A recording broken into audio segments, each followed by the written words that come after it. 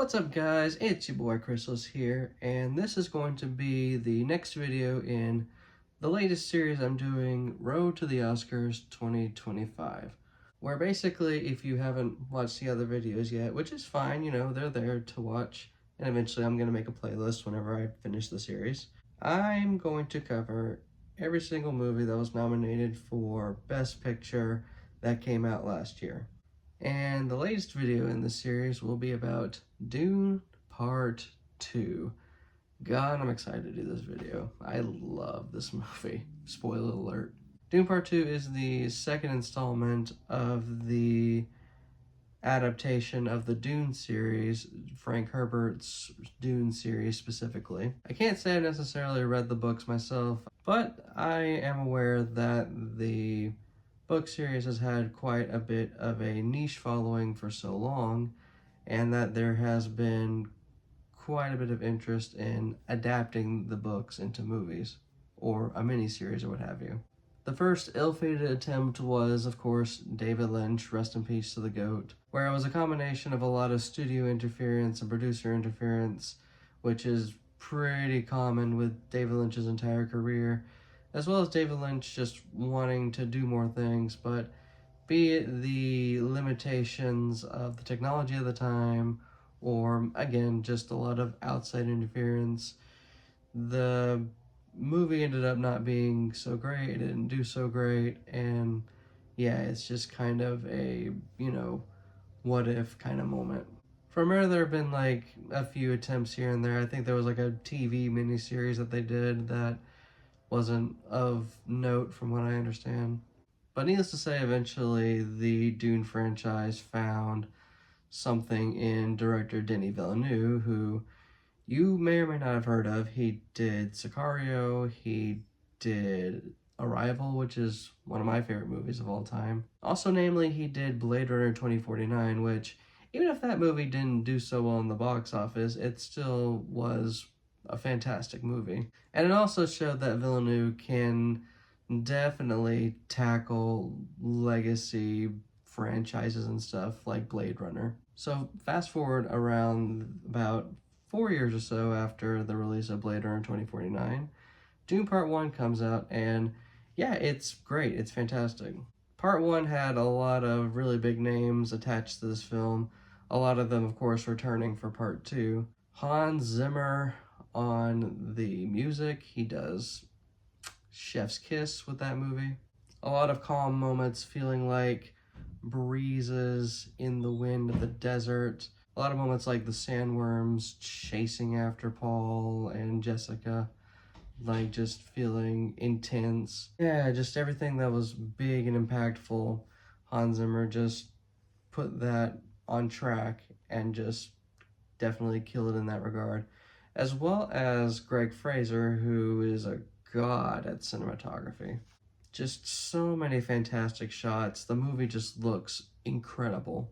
I could go on and on about the specific stuff, like the sound and the editing were all pretty top-notch in Dune Part 1. Just a lot of great things about it. It's just not perfect. It was pretty close to perfect in a lot of ways, but sadly, because of the fact that it is a prologue-ish type film, it definitely shows in pacing that just ended up not being super favorable with the story, as well as just characters that are introduced but they don't fully stand out in my opinion. In so many ways, and I wouldn't necessarily call this a negative, there's just a lot that just is leading up to something but more or less doesn't happen. Which, to be fair, this is one book split into half because the book is pretty big from what I understand. So in a way you can kind of process Part 1 as yin, whereas Part 2 is yang. It's just that maybe I just don't prefer yin as much, or there's just key objective things that were missing with Part 1 that ended up definitely showing that Villeneuve did a lot of reflection in the script writing and the directing come Part 2. Because Part 2 blew me away. It blew me right out of the water. Where it took me about a couple or so times to watch part one for me to like get it, part two just hits me like a truck, and I'm just like, yeah, I love this thing. So as far as part two goes, just about everything that at a technical standpoint made part one great, such as Greg Fraser on cinematography, that's there. Hans Zimmer on the score, that's also there. A lot of the key moments, like even at the very beginning where the Harkonnens are trying to find the Fremen and they just get dismantled one by one, just everything about that is scored well, it's shot well, and even sounds really good. The moment where Paul's mother just bashes that Harkonnen in the face with a rock is just, oh man, it sounds so brutal. But yeah, everything with that, plus the Harkonnen arena fight, the big battle at the very end of the movie, Paul and Phaedra facing off, all that is just so shot well. It's gorgeous in terms of visuals and sound. It just, yeah, like everything that made part one better in that regard is here. It's here. And the acting in part one was great, but again, be it the approach in directing or just the approach in storytelling kind of just felt like that a lot of the characters and a lot of acting was like held back a little bit. Whereas with part two, be it the more chaotic approach, because it's definitely framed as more of a war movie, more of an action movie than part one was. It just gives a lot of characters, everybody from Paul Atreides to, I'm blanking on Dave Bautista's character's name, but even him, who is like a minor but not so minor role, they all definitely shine. Especially Timothy Chalamet as Paul. Holy hell.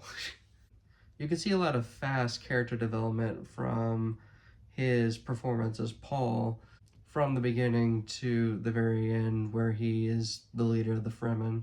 And you can see that from a lot of the supporting cast as well, like Zendaya as Chani, Javier Bardem as Stilgar, Rebecca Ferguson as Paul's mother Jessica. Their performances as their respective characters definitely aid Chalamet as Paul in his quest to become that Lisan Agaib. On that note, my favorite performance, or one of them, is definitely Javier Bardem as Stilgar. You can see him go from just this brave and steadfast leader to just Paul's lackey. Or rather just like Paul's like number one worshiper. As he more or less appears to be like the big voice in just knowing that Paul is the Messiah, or knowing that Paul is the Messiah. Also, I think it's just criminal that Austin Butler did not receive any kind of nomination as Phaedra. He absolutely kills it as Phaedra.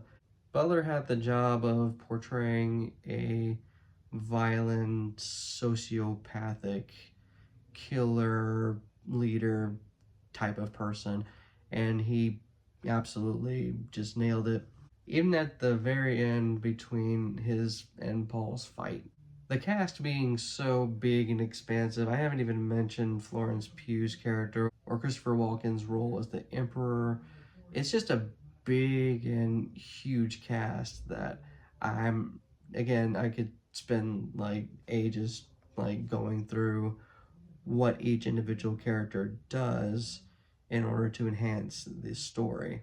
And that speaks a lot to maybe the script, maybe Villeneuve's shift in focus in making part two what it is. And it definitely amplifies a lot of what part one could have been.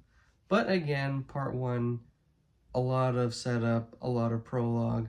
Maybe it wasn't necessarily meant to be, in my opinion, not as great as part two. But nevertheless, part two just feels like so much worth it payout if you're someone that liked part one a lot or loved part one. Because watching part one definitely enhances part two, which, I mean, go figure. But again, I just strongly prefer part two since it doesn't feel like there's a lot of setup. It doesn't feel like that there's not much really happening because a lot of lore and everything is all set up in the first movie. But part two just feels so stand out in its own right that even if you skipped part 1 for some reason, part 2 just as a movie by itself is just so well done that I'm pretty sure you'd still enjoy it a lot. Because as for me, I enjoy the hell out of part 2. It is 100% my favorite film out of all the Best Picture nominees. As well as, if you don't count Nosferatu, my favorite movie of last year. As I've said before, everything that made part 1 great has been fine-tuned and enhanced, and everything that was maybe not necessarily a deficiency, but a hurdle that part 1 may or may not have fully was able to conquer has been tweaked and enhanced in part 2. And needless to say, I'm definitely looking forward to Dune Messiah when it comes out next year. Hopefully. I just wish that this movie got nominated for more than just 5 Oscars. Like, what are we doing, Academy? This movie gets 2 thumbs up for me, multiple thumbs up if I had more thumbs. And yeah, that's about it. I absolutely love Dune Part 2, and if you haven't watched it yet, then go watch it on HBO Max or buy the movie or what have you. Watch part 1 if you haven't to enhance your enjoyment of part 2, or just watch part 2 as is, and then watch part 1. It says a lot when it's fine to watch them in reverse order. Denis Villeneuve is just cooking, and I'm excited for more of it. But if you have watched Dune Part 2, as well as Dune Part 1, what did you think of those movies? Are you a fan of how Villeneuve is handling the movies? Do you prefer David Lynch more for some reason? Did you love part 2? Did you hate part 2? And yeah, that's about it. The next part in the series is going to be Emilia Perez. Yay. Not really. It's your boy Chrysalis here, signing off.